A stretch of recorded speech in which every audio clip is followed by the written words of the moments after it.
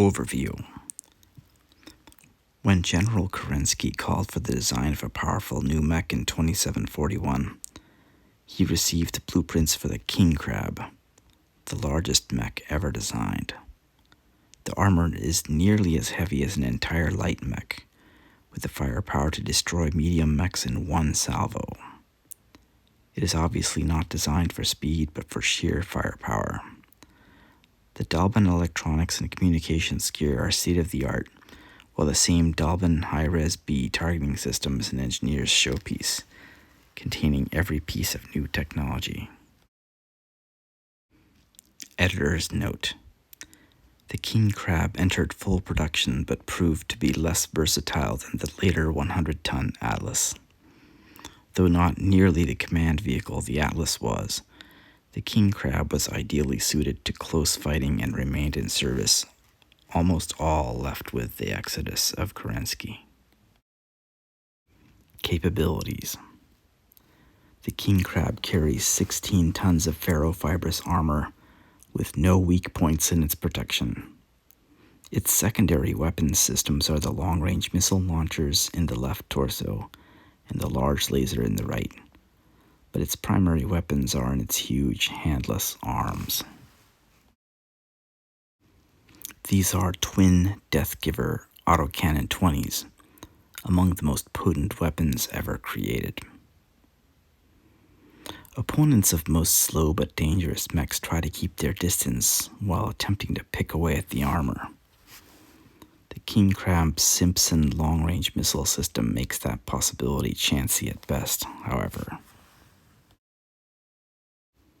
When the missiles do finally run out, the King Crab can still blast away with its huge exostar laser.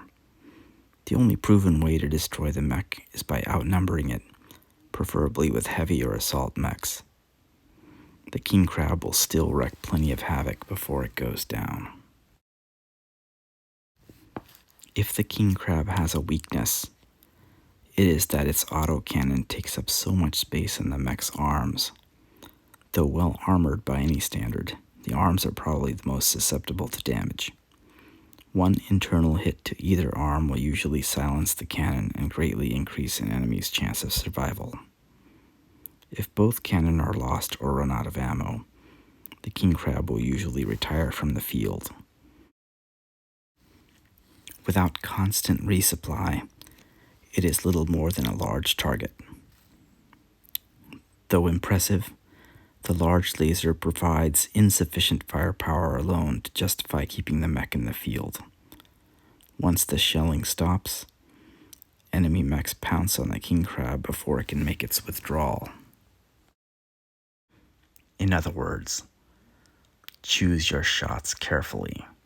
You only get 5 shots per arm, which is pretty much enough to destroy any one mech, but that's it, so you have to be careful. Go after an assault mech, not some medium or small mech. So let's go and open up the old TRO, the 2750, the Star League era record book, and see what it says about the King Crab. This is one of the old mechs. Well, it was redefined to be old when the Star League TRO came out. There it is. Look at it. That thing's a beast. The original King Crab. And in case you missed it, here is the page on the fluff. Those pincer arms kind of look disturbing. The armor is fairly tough. The center torso can take twin AC-20 hits without going internal. As a Star League era mech, you do get case with it, so your AC-20 ammo is safe, but you will usually run out of ammo pretty quickly and you won't have to worry about the ammunition explosion. The only thing I don't like about it is that the LRM ammo is in the center torso. So you need to use up and dump all your ammo so you can avoid explosions. If you're going up against a king crab, you want to swarm it with small mechs. You don't really need assault mechs like in the fluff. The small mechs will make it waste its AC-20 ammo. You do have to watch out for its kicks, and technically it can also punch, because those are pretty devastating. But again, it does turn into just a giant pile of armor after it has used up its 5 shots per arm. So let's go over a bunch of variants. We'll start from the earliest Star League units and then move on to Jihad era. The 000 is the standard design. When someone says they've got a king crab but they don't say anything else, that's the one you're talking about. Its primary feature is very low ammo on 2 AC-20s. The 000B is the upgrade for the SLDF Royal units. It's similar to the original, except it's got double heat sinks, and removing 3 of them, but giving an extra ton of ammo for each autocannon, and giving Artemis for the missile launcher. It's a supremely effective upgrade because of the lack of ammo limitation. The 010 was a secret project of the SLDF to create a command version of the 000 back in 2743. Its primary feature is that it has PPCs on the side torsos, and the autocannons are now LB-10Xs. Because the last remaining factory that made king crabs was destroyed in the First Succession War, the 0000 is actually a technology downgrade from the 000, but otherwise it's basically the low-tech version. The 001 is a 3052 era clan buster variant up to the during the Battle of Tuqaid. Comstar replaced the twin autocannons with 2 M7 Gauss rifles and lots of ammo, so it has significantly greater range with only a slight reduction in initial damage. The 005 is a 3062 era upgrade of the 000. The autocannons are now LB-20Xs, and the large laser now an ER large laser. And the LRM-15 is gone and has been replaced by 2 SSRM-4s. There's also an IC-3 to share targeting info.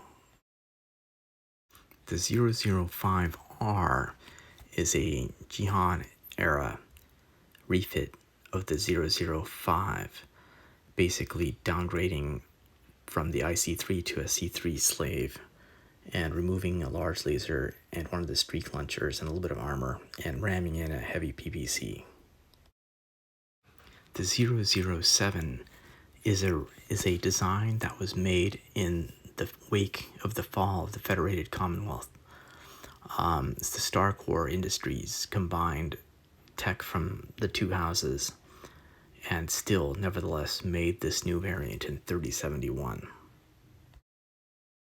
The 008 came about after the Word of Blake captured Kosara weaponries in 3069, and it uses the highest tech at the time. So that means light autocannon 2s and heavy PPCs. There's also ER medium lasers, a C3 improved C3, and a Guardian ECM. The 008B is similar to the 008, except it uses a C3 slave instead of an IC3. The 009 is a Dark Age 3104 era unit. It has endo steel heavy duty gyro, as well as dual MML7s, dual plasma rifles, dual light AC5s. Well, that's the rundown of the variants, or most of them, but how do they actually perform Well, let's take a look at what the Sims say. At an absolute level, the 007, the 009, and the 000B are the best, which is no surprise since those are the highest tech or the royal versions. There is a considerable variation in the technology and the battle value though, with the cheapest being at the 1810 level and the most expensive being a little over 2500. So if we really want to understand how good they are, we got to correct for the battle value. So the wins per kilo battle value 2 gives you a good indication. And 0.4 is a number that I'm happy with, or close to that, and 0.3 and 0.2 would be not so good.